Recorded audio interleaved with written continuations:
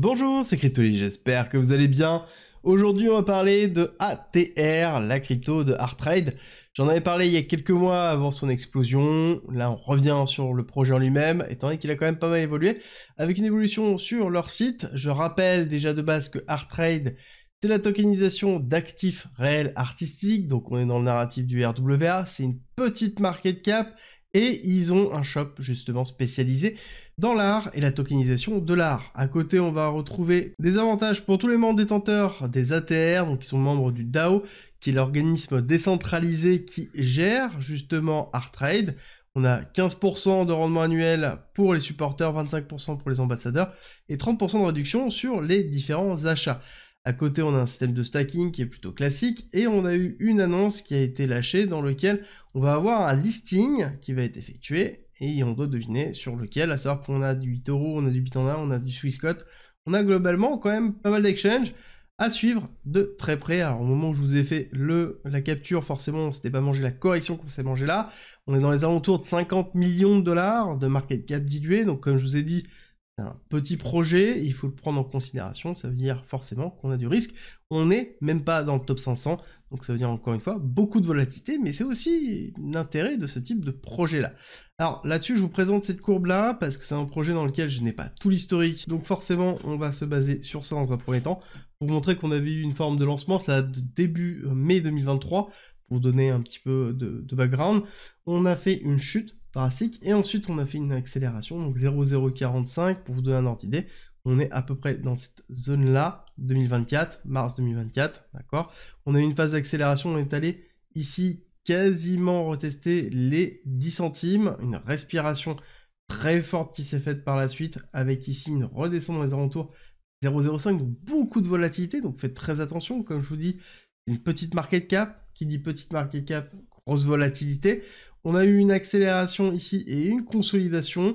Donc pareil, quand on a ça, on a généralement une période d'accumulation, une rupture de cette zone d'accumulation, un retest dans cette partie-là, une deuxième zone d'accumulation que l'on retrouve ici, qui est vraiment très propre en plus. Et quand on a ces zones d'accumulation, on se retrouve hop, ici sur très peu de volatilité, des bougies qui sont relativement plates, avec derrière une zone de ranging, donc qui est plutôt vraiment propice sur la zone d'accumulation. Rupture, retest, d'accord, donc on casse ici la zone de ranging par le haut, on va la retester systématiquement et ensuite on départ. C'est exactement ce qui se passe dans les périodes d'accumulation et c'est ce que l'on a vu justement dans la période haussière novembre 2024, plutôt positif, hein, avec une belle performance sur justement Artrade. On voit qu'on est dans les alentours de 306%. Et là, on est dans une phase de consolidation au-dessus, ce qu'on appelle une réaccumulation. On est, quand on regarde dans le retracement de Fibonacci, dans les 382,05, d'accord, qui est plutôt classique. Zone de renforcement avant de repartir à la hausse, qui est ici conforme à la loi de continuité de tendance, donc qui pousse justement à aller chercher plus haut. Quels sont les targets que l'on peut fixer? Déjà, la première target qu'il va falloir aller chercher, c'est la validation. Cette validation va se faire avec une confirmation de ce top-là, donc aller chercher ce top-là avec les liquidités qui sont bien présentes. Une fois qu'on ira chercher ce top-là, on ira chercher le top suivant qui est dans les alentours des 0,10. 0,10 qui va être vraiment une zone très importante. Cette zone-là va être la zone de rupture. Une fois qu'on l'aura cassée, on ira très certainement chercher dans les alentours des 0,20, qui sera une prochaine target. Et ça, ce qui est intéressant de voir, ça va être de prendre une extension de Fibonacci, on se positionne sur le point bas, sur le point haut, on retrace dans la partie basse, on voit une target, comme je l'ai dit, rupture ici de ce top-là avec le 10 centimes et le 11 centimes. On va chercher ensuite le 17 centimes et ensuite le 27 centimes. Encore une fois, on n'oublie pas, on est sur une petite market cap, qui dit petite market cap égale en effet gros rendement, mais aussi gros risque.